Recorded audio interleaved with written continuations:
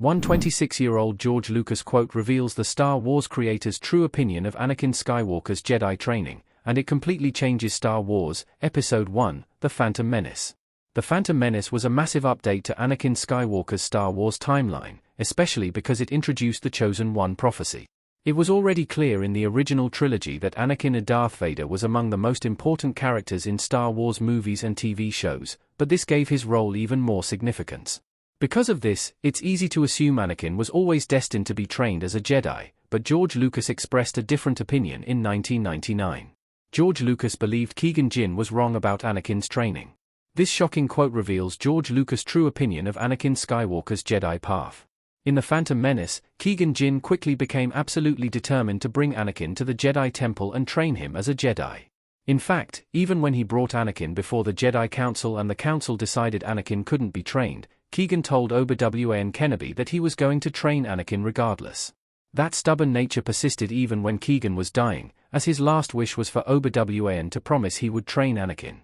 Although that persistence seemed antithetical to the way of the Jedi even back then, it ultimately seemed worth it in the end. Yes, Anakin became Darth Vader, but he also did eventually bring balance. Before that, Anakin had also proven to be one of Star Wars' most powerful Jedi, and he was instrumental in the Clone Wars, a sham though they ultimately turned out to be. Arguably, it seemed like Anakin was destined for greater, but he'd simply made some horrible choices that set him on a different, and wrong, path. Yet, a 1999 interview with George Lucas reveals that this wasn't exactly what he had in mind while creating The Phantom Menace. Rather, George Lucas believed Qui-Gon was wrong about training Anakin.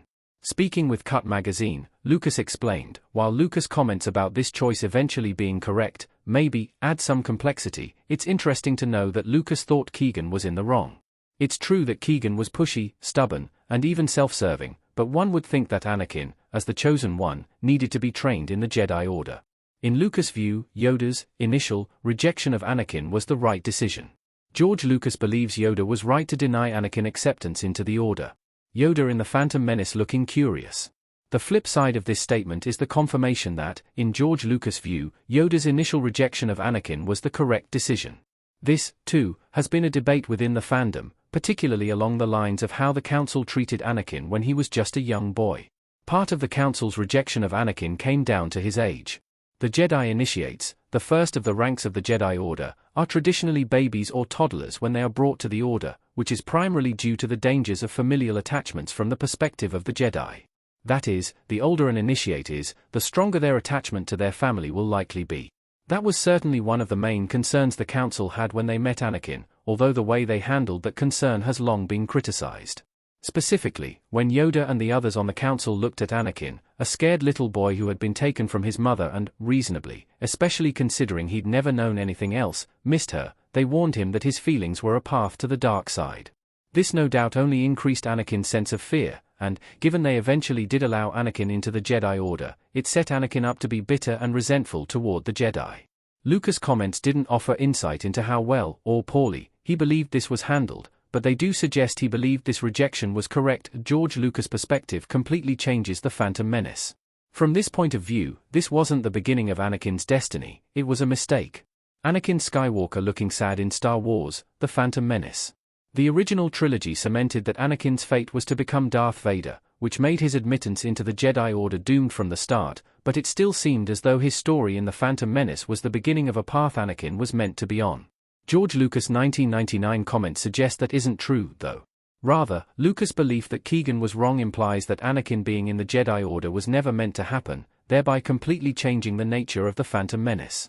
This also raises fascinating questions about how Anakin could truly have been the Chosen One at all if he was never meant to be in the Order. The prophecy doesn't specifically say the prophesied being is a Jedi, but the very notion that Anakin, or the Chosen One in general, would bring balance to the Force suggests that this person would be Force-sensitive.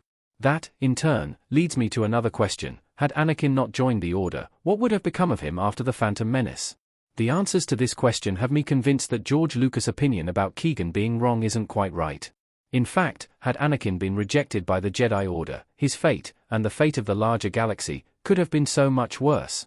We respectfully disagree with George Lucas. This would have made Anakin even more susceptible to Palpatine's manipulations. Sheev Palpatine talking to Anakin in The Phantom Menace with a smile on his face. George Lucas is of course the final authority on Star Wars, particularly the original and prequel trilogies, but I have to disagree with the idea that Keegan was wrong. By the time Anakin was brought before the Jedi Council, Palpatine would already have been aware of him. Arguably, the Jedi Order kept Anakin protected from Palpatine for longer. Had the Jedi stuck to their original decision to not train Anakin, Palpatine no doubt would have swooped in even earlier to twist Anakin to the dark side and train him as his Sith apprentice. In fact, it would have been even easier for Palpatine to do so, as, following this rejection and the Council's relatively harsh comments, Anakin would have been bitter about the Jedi. It would have been all too easy for Palpatine to take that bitterness and twist it into out-and-out hatred. Sure, that wouldn't have given Palpatine the same insider access to the Jedi Order that he had through Anakin, especially once he managed to secure Anakin a spot on the Council, but it could have made Anakin even more powerful, angry, and full of hate, and therefore even more dangerous. While Keegan's insistence on training Anakin and the Jedi Council's reversal of their initial decision ended with Anakin turning against the Jedi and helping Palpatine nearly eradicate them, I just can't accept that it would have been better for Anakin Skywalker to have never joined the Order in Star Wars, Episode I, The Phantom Menace.